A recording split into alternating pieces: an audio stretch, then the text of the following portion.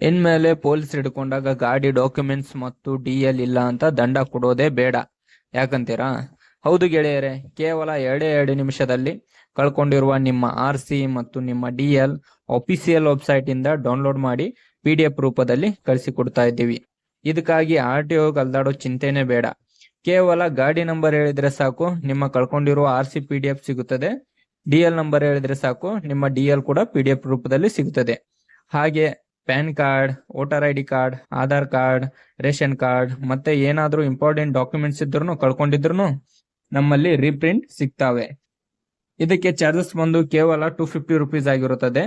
ಈ ವಿಡಿಯೋ ಯಾರು ಫೇಕ್ ಅನ್ಕೋಬೇಡಿ. ಈಗಾಗಲೇ ನಮ್ಮ ಹತ್ರ RC ಮತ್ತು DL ಪ್ಯಾನ್ ಕಾರ್ಡ್ ಪಡೆದುಕೊಂಡಿರುವ ಕಸ್ಟಮರ್ಸ್ ಗಳ ಸ್ಕ್ರೀನ್ ಶಾಟ್ ಹಾಕಿದ್ದೀವಿ, ನೋಡ್ಕೊಂಡು ಬನ್ನಿ.